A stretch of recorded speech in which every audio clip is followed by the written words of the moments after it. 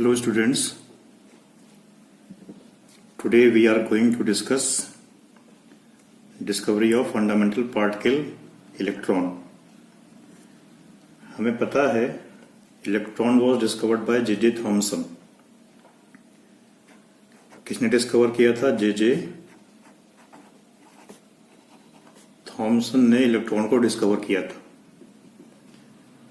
Thompson के साथ में दो साइंटिस्ट और थे. एक का नाम था क्रुक्स और एक साइंटिस्ट थे प्लकर. इन तीनों ने मिलकर के एक एक्सपेरिमेंट कराया. जो एक्सपेरिमेंट कराया उसको हम कहते हैं डिस्चार्ज ट्यूब एक्सपेरिमेंट. क्या कहते हैं एक्सपेरिमेंट को? एक्सपेरिमेंट का नाम क्या है? Discharge tube experiment. इसको डिस्चार्ज ट्यूब एक्सपेरिमेंट इसलिए कहते हैं क्योंकि इसमें इन्होंने एक ग्लास ट्यूब ली थी नियर अबाउट 60 सेंटीमीटर्स लॉन्ग. इस ग्लास ट्यूब को डिस्चार्ज ट्यूब कहा जाता है, इसलिए इस एक्सपेरिमेंट को डिस्चार्ज ट्यूब एक्सपेरिमेंट कहते हैं. और क्रुक्स ने कराया था इसलिए इस एक्सपेरिमेंट को क्रुक्स एक्सपेरिमेंट भी कहा जाता है. क्रुक्स एक्सपेरिमेंट भी इसको कहा जाता है.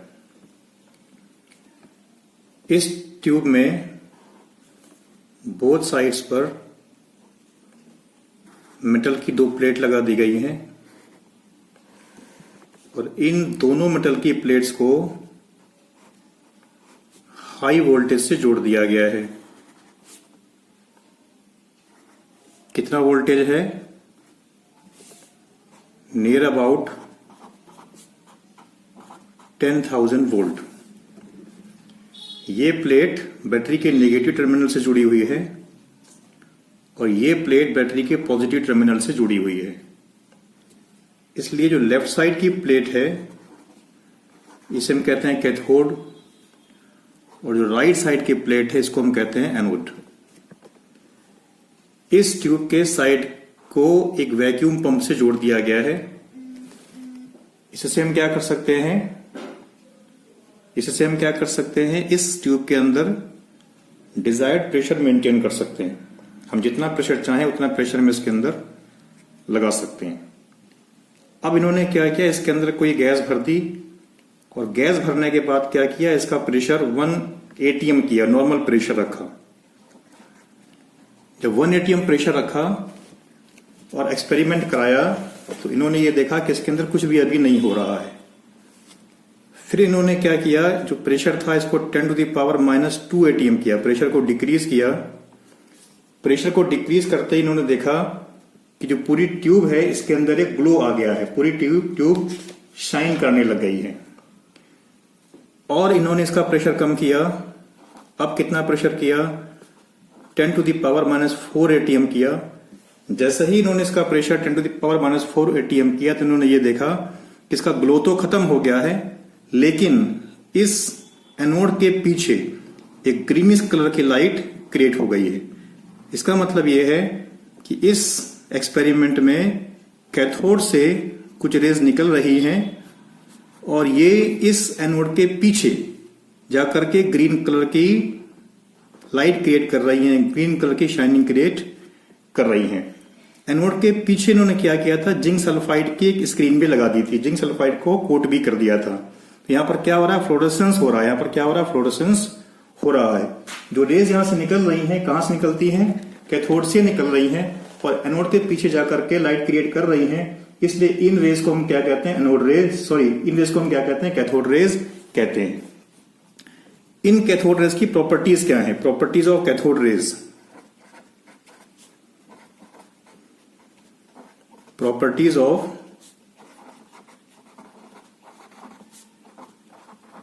Cathode rays. इसकी सबसे पहली प्रॉपर्टी यह है कि जो कैथोड रेज है हमेशा स्ट्रेट लाइन में मूव करती है. First property, cathode rays travel in straight line। कैसे पता कर लगा हमें कि स्ट्रेट लाइन में मूव करती है? अगर हम इनके पाथ में कोई ऑब्जेक्ट रख दें तो इसके पीछे ऑब्जेक्ट का शेडो क्रिएट होता है। It means cathode rays travel in straight line. Second property क्या है इसकी? जो कैथोड रेज हैं ये मेटेरियल पार्टिकल से मिलकर के बनी है और मैकेनिकल इफेक्ट क्रिएट करती हैं। कैथोड रेज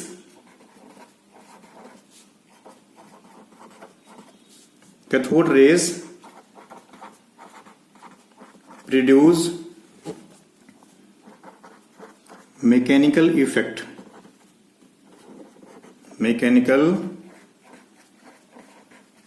कैसे पता लगेगा हमें? अगर हम कैथोड रेज के पाथ में कोई व्हील रख दें तो व्हील क्या होती है? घूमने लग जाती है। इसका मतलब क्या है कि ये मटेरियल पार्टिकल से मिलकर के बनी हुई है और ये मैकेनिकल इफेक्ट क्रिएट कर रही हैं। And are made up of material particle.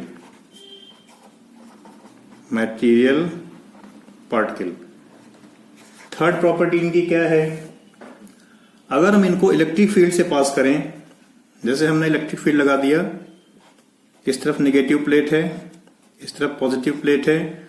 अगर ये इलेक्ट्रिक फील्ड से पास किया जाए तो किधर टर्न कर जाती है? जिधर पॉजिटिव प्लेट होती है। इसका मतलब क्या है कि these are made up of negative particles, these are negatively charged.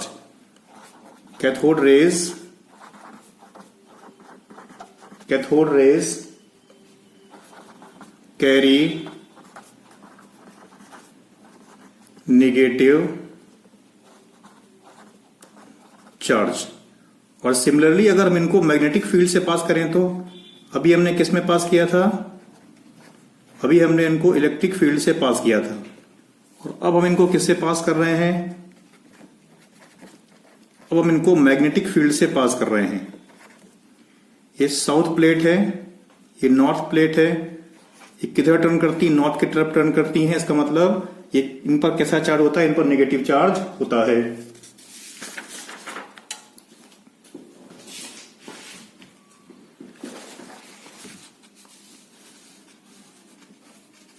Next property, अगर ये किसी मेटल की प्लेट पर फॉल करती हैं तो मेटल की प्लेट को हीट करती हैं। इसका मतलब क्या है? इनके पास हीटिंग इफेक्ट भी प्रेजेंट है। तो हम क्या कह सकते हैं?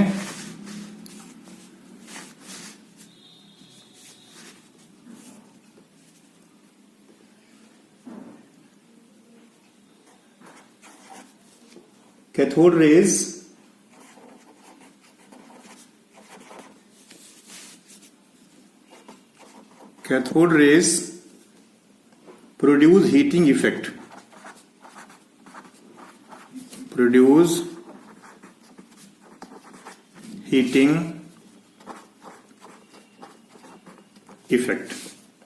फिफ्थ प्रॉपर्टी क्या है इनकी?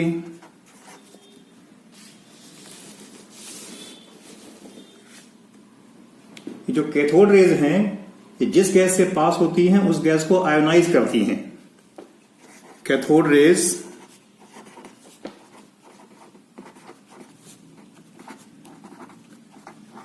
Ionises the gases. Sixth property क्या है? अगर कैथोड रेज किसी हार्ड मेटल पर स्ट्राइक करती हैं तो ये एक्सरे प्रोड्यूस करती हैं। क्या प्रोड्यूस करती हैं? एक्सरे प्रोड्यूस करती हैं। दे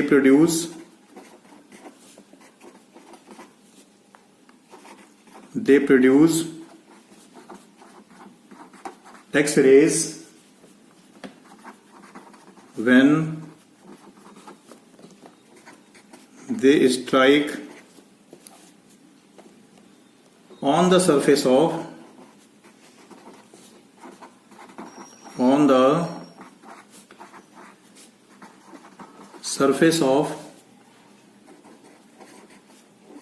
hard metals like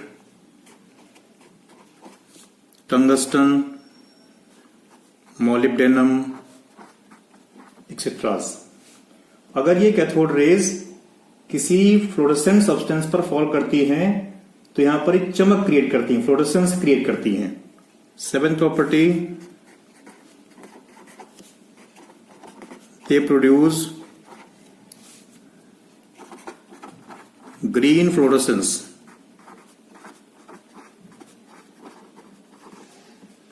on the zinc sulphide. Next property, ये फोटोग्राफिक प्लेट को भी अफेक्ट करती है। They affect photographic plate, they affect photographic plate. Next property, cathode rays thin metal की प्लेट से होकर के पास हो जाती हैं। It means these have penetrating effect. Property number 9, they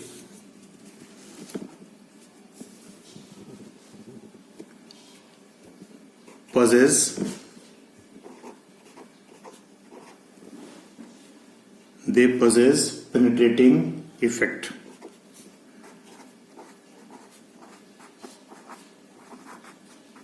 penetrating effect। इन सभी प्रॉपर्टीज की बेसिस पर जो रिजल्ट निकल करके आए वो दो थे। पहला रिजल्ट ये था कि कैथोड रेज मेटेरियल पार्टिकल से मिलकर के बनी हुई है, and second, these carry the negative charge. The important results on the basis of these properties। First result क्या है? These are made up of material particles। Cathode rays are made up of material particles। Cathode rays are made up of material particles। Second, जो particles हैं इन पर कैसा charge है? Negative charge है। Cathode rays carry negative charge, और यह कहा गया कि कैथोड रेज जिन नेगेटिवली चार्ज पार्टिकल से मिलकर के बनी हुई हैं, इन्हीं पार्टिकल्स को क्या कहते हैं? इलेक्ट्रॉन्स। The negatively charged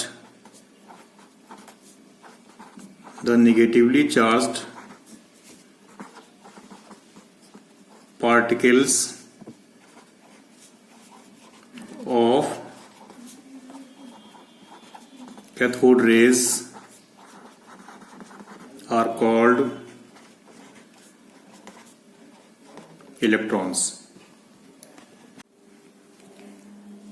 इसके बाद दो और एक्सपेरिमेंट किए गए जिससे इलेक्ट्रॉन का एग्जैक्ट चार्ज और एग्जैक्ट मास फाइंड आउट किया गया। जो सबसे पहला एक्सपेरिमेंट था वो जे थॉमसन ने किया, और इसी एक्सपेरिमेंट को कई बार रिपीट किया।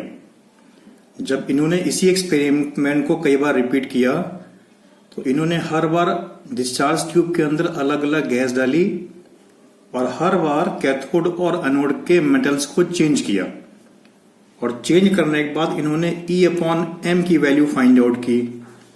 तो हर बार E/m की जो वैल्यू थी ये 1.76 इंटू 10⁸ कूलम पर ग्राम आ रही थी। हम कोई भी गैस यूज करें और कोई भी मेटल यूज करें, लेकिन E/m की वैल्यू हमेशा कांस्टेंट ही रहती है। कितनी रहती है? 1.76 इंटू 10⁸ कूलम पर ग्राम ही रहती है कैथोड रेज के लिए। इसका मतलब यह हुआ कि जो कैथोड रेज के लिए E/m charge to mass ratio है, ये गैस के नेचर पर भी डिपेंड नहीं करता और कैथोड के मेटल के नेचर पर भी डिपेंड नहीं करता। तो हम क्या कह सकते हैं, the value of E upon m does not depend upon the nature of gas and metal of electrode taken in the discharge tube. So we can say that the value of E upon m for cathode rays is constant. The value of E upon m for cathode rays is constant. जो second experiment किया गया वो किया था R.A. Millikan नाम के scientist ने। R.A. Millikan नाम के साइंटिस्ट ने एक्सपेरिमेंट किया और इस एक्सपेरिमेंट का नाम क्या है, ऑयल ड्रॉप एक्सपेरिमेंट। और इस एक्सपेरिमेंट से R.A. मिलिकन ने इलेक्ट्रॉन का चार्ज कैलकुलेट किया। कितना कैलकुलेट किया चार्ज, 1.6 इंटू 10⁻⁻19 कूलम, या फिर सीरियस सिस्टम में 4.8 इंटू 10⁻10 ESU चार्ज कैलकुलेट किया गया। किसने किया चार्ज कैलकुलेट, R.A. मिलिकन नाम के साइंटिस्ट ने। और जिस एक्सपेरिमेंट में चार्ज कैलकुलेट किया गया था उस एक्सपेरिमेंट का नाम क्या है, ऑयल ड्रॉप एक्सपेरिमेंट। और फिर इसी के बाद इसका मास कैलकुलेट किया गया। कैसे कैलकुलेट करें मास हमें m कैलकुलेट करना है। तो हम क्या करें, चार्ज को E अपॉन m से डिवाइड कर दें। चार्ज कितना है, 1.6 इंटू 10⁻⁻19 और E अपॉन m की वैल्यू हमने अभी ऊपर देखी है 1.76 इंटू 10⁸। सॉल्व करेंगे तो कितना मास निकल करके आएगा, 9.11 इंटू 10⁻⁻28 ग्राम इसका मास निकल करके आएगा। अभी जो हमने चार्ज कैलकुलेट किया है कौन सा, 1.6 into 10⁻⁻19 coulomb. This is the smallest measurable quantity of charge और इसीलिए इसको हम लोग यूनिट चार्ज कहते हैं। 1.6 इंटू 10⁻⁻19 कूलम क्या है बेटे, this is the smallest measurable quantity of charge, so it is called 1 unit of charge या 1 यूनिट चार्ज। सबसे छोटा चार्ज है, इससे कम चार्ज पॉसिबल नहीं है। और जो इसका मास आया वो कितना निकाला हमने, 9.1 into 10⁻⁻28 gram, and it is equal to the 1/837 part of hydrogen atom तो इसी से हम इलेक्ट्रॉन की डेफिनेशन राइट कर सकते हैं। क्या कर सकते हैं, इलेक्ट्रॉन एक ऐसा फंडामेंटल पार्टिकल है जिस पर 1 यूनिट नेगेटिव चार्ज है और इसका मास कितना है, 1/1837 of that of hydrogen atom. So electron is that fundamental particle which carries 1 unit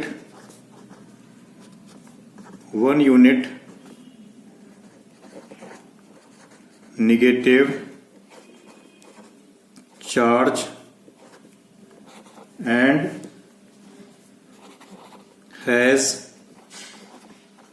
mass equal to 1/183/7 of that of hydrogen atom. ये हमने क्या देखी, इलेक्ट्रॉन की definition. Electron is that fundamental particle which carries 1 unit negative charge and has mass equal to 1/1837 of that of hydrogen atom. आज हमने क्या सीखा? आज हमने इलेक्ट्रॉन की डिस्कवरी सीखी। नेक्स्ट क्लास में हम लोग प्रोटॉन की डिस्कवरी सीखेंगे। Thank you.